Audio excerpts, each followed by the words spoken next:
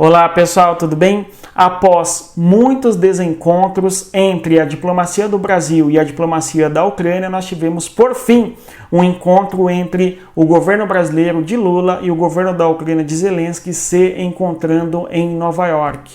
Agora é a vez do governante da Bielorrússia convocar e convidar o Brasil para discutir a paz entre Rússia e Ucrânia. Resta saber se a Ucrânia aceitará o Brasil enquanto intermediador e construtor da paz para ambos os países em guerra na Europa. E é sobre isso que nós iremos falar no vídeo de hoje. Mas antes, eu gostaria de pedir a você que deixasse o like, se inscrevesse e, claro, não deixem de divulgar o nosso conteúdo às pessoas que gostam de geopolítica. Para as que não gostam também, quem sabe elas não começam a compreender o que está ocorrendo no mundo e esquecem um pouco aí os noticiários menos interessantes. Olá pessoal, tudo bem? Então nós temos que o Brasil sim é um país que pretende construir e promover a paz entre Rússia e Ucrânia. O governo brasileiro tem alçado ou buscado alçar-se a um intermediador importante no Clube da Paz, a fim de colocar na mesa de negociações Kiev e Moscou.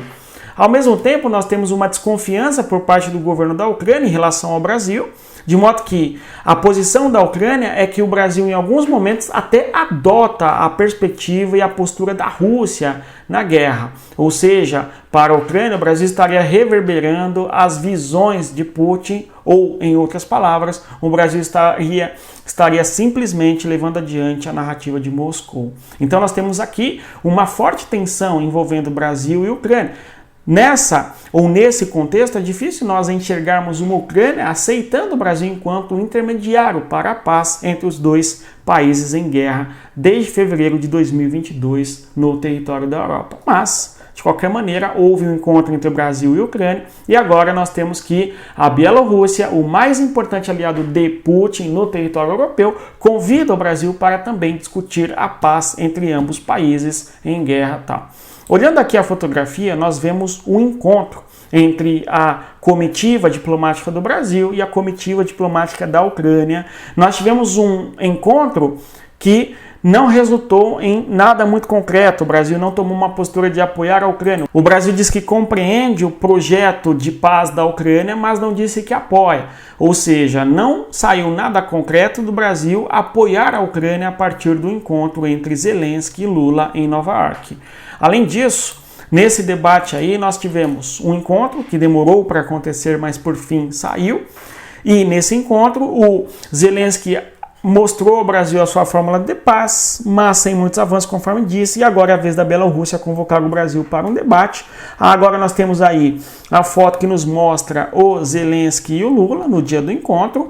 Parece-me, talvez eu esteja sendo, não é exagerado, que a posição do Brasil, através do governo brasileiro, do presidente em especial, foi uma posição muito fechada. A gente vê um Lula muito tenso nesta comitiva, nesse encontro com Zelensky. Em outros eventos do Brasil com Cuba, por exemplo, uma semana antes, a leveza no modo de se expressar do Lula era muito mais perceptível. Então há uma forte tensão e não necessariamente um apoio por parte do Lula em específico à Ucrânia, embora o Itamaraty brasileiro tenha condenado no âmbito da ONU as ações da Rússia no território da Ucrânia. Fica uma coisa um tanto dividida, não é? O executivo do Brasil tende a visualizar com muito mais complacência as posições da Rússia, mas ao mesmo tempo nós temos o Itamaraty brasileiro como signatário de diversos tratados internacionais condenando a Rússia no âmbito da Organização das Nações Unidas, enfim.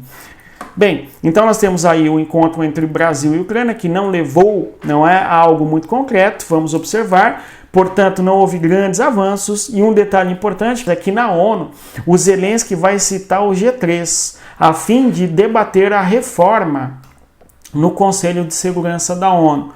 O que significa que o G3 citado ali envolve a Índia, além da Índia, a Alemanha e também o Japão.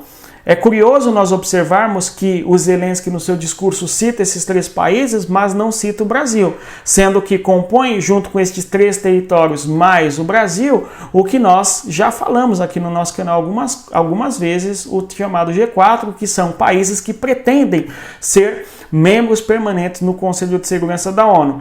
O que nós temos aqui, portanto, é um recado muito claro por parte da Ucrânia, que é o seguinte: já que vocês não nos apoiam na guerra, nós não os apoiaremos também no âmbito da construção de um mundo onde o Brasil seria um protagonista de peso maior. Pelo menos é uma interpretação que eu faço aqui com vocês, ok? Agora, a Bielorrússia, que é governada por Lukashenko que está no poder há algumas décadas, governa aquele país desde 1994, é um importante aliado da Rússia, inclusive é uma ex-república soviética, é um ex-União das Repúblicas Socialistas e Soviéticas no território da Europa. E, apesar da União Soviética ter chegado ao fim lá em 1991, o território da Bielorrússia nunca deixa de ser um aliado importante da Rússia. Inclusive, ainda na década de 90, nós teremos uma forte integração entre Moscou e Minsk. Essa integração se dá a partir da união da Bielorrússia e Rússia, que é uma organização supranacional. Então, além de nós termos que a Bielorrússia é um importante aliado da Rússia, há uma integração política, econômica e social envolvendo os 2 países. A grande discussão que se levanta aqui é, apesar de termos uma integração de diversas naturezas entre Rússia e Bielorrússia, os 2 países são soberanos e independentes. Não é isso que nos parece quando nós observamos a forte relação entre os 2 territórios, em especial o estreitamento de relações entre Rússia e Bielorrússia, em especial a partir da guerra entre Rússia e Ucrânia. Bem, temos uma integração econômica, política e social entre os 2 países desde a década de 90. Primeiro criou-se uma comunidade, fazendo, portanto, uma integração política e econômica e também social, societária, e, por fim, uma integração chamada hoje de União da Bielorrússia e Rússia desde 1998. Além disso, nós temos que tropas russas estiveram na fronteira entre Ucrânia e Bielorrússia antes da operação militar russa de 2022.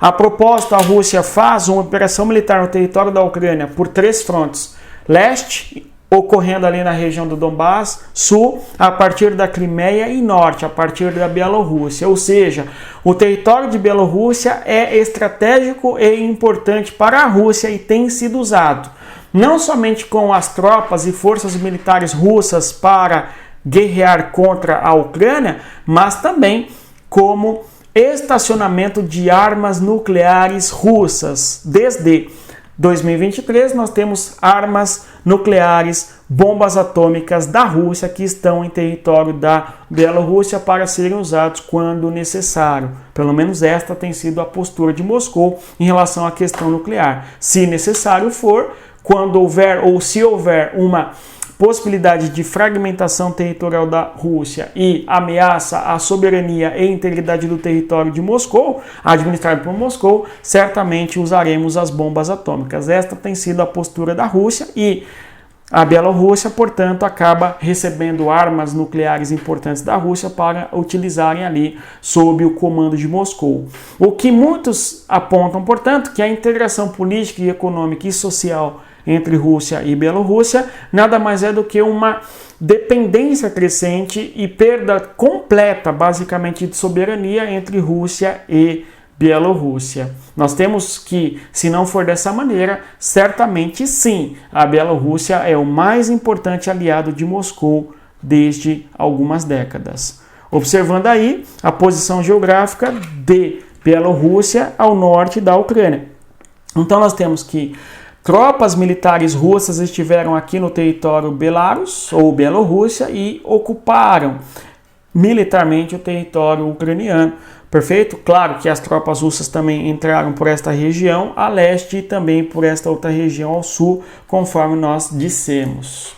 Temos agora que este país, o mais importante aliado da Rússia, faz um convite ao Brasil para que o Brasil vá discutir uma paz, ok? E isso se dá porque o Lula faz um discurso dizendo que o Putin pode vir ao Brasil e não será preso. Além do mais, o Lula diz que desconhece o Tribunal Penal Internacional, ok? O Brasil, apesar do Lula desconhecer, é um signatário do chamado Tratado de Roma.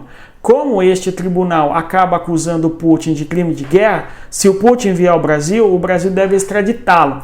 Não somente o Lula diz que não conhece o Tribunal Penal Internacional, mas o Flávio Dino vai falar que o Brasil deveria rever sua posição dentro deste tribunal, certo?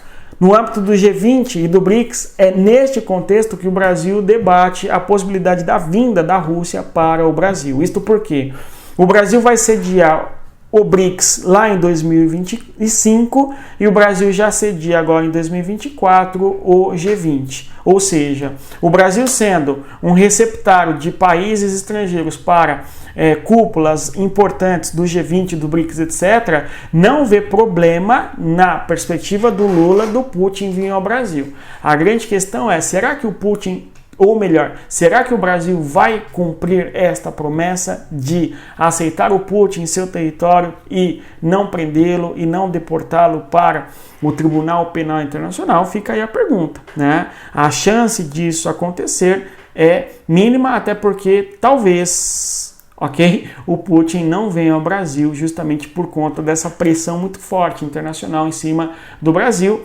para pegar o Putin no âmbito das leis ali que o Brasil segue internacionalmente, ok?